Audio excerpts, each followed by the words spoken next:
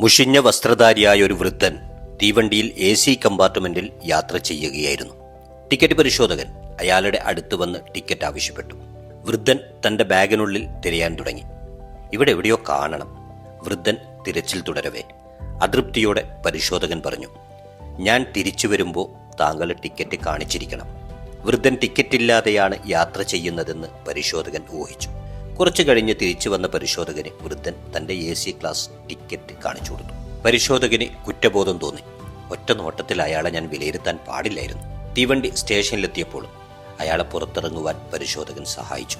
തന്റെ ലഗേജ് എടുക്കുവാൻ ഒരു ചുമട്ടുകാരനെ വൃദ്ധൻ വിളിച്ചു. ചുമട്ടുകാരൻ ലഗേജ് എടുത്തെങ്കിലും പെട്ടെന്ന് തന്നെ അത് താഴെ വെച്ച് നടന്നുപോയി. അയാൾ അടുത്ത കമ്പാർട്ട്മെന്റിൽ വന്നിറങ്ങിയ ഭംഗിയായി വസ്ത്രം ധരിച്ച ഒരു സ്ത്രീയുടെ ലഗേജ് എടുത്ത് അവരോടൊപ്പം നടന്നുപോയി. ഇത് കണ്ട പരിശോധകൻ വൃദ്ധന്റെ ലഗേജ് എടുത്ത് ഒരു ടാക്സി വിളിക്കാൻ സഹായിച്ചു. പരിശോധകനോട് നന്ദി പറഞ്ഞ വൃദ്ധൻ ഒരു 100 രൂപ നോട്ട് അയാളെ ഏൽപ്പിച്ചു. എന്നിട്ട് പറഞ്ഞു, ദയവായി ഇത് ആ ചുമട്ടുകാരന് കൊടുക്കണം.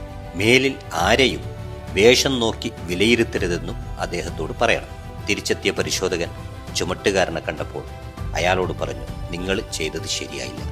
എന്തായാലും ഈ പണം അയാൾ നിങ്ങൾക്ക് തന്നതാണ്. വേഷം നോക്കി ആരെയും വിലയിരുത്തരുതെന്ന് നിങ്ങളോട് പറയാനും പറഞ്ഞു.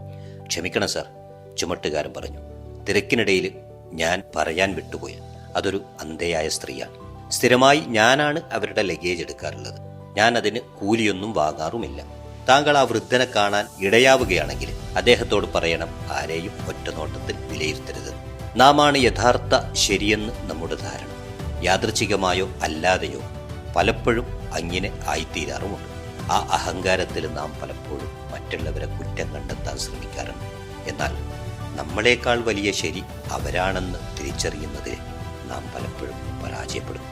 വേഷമോ സാഹചര്യമോ പലപ്പോഴും പലരെയും തെറ്റിദ്ധരിക്കാൻ കാരണമാകാറുണ്ട് എന്നതും ശരിയാണ്.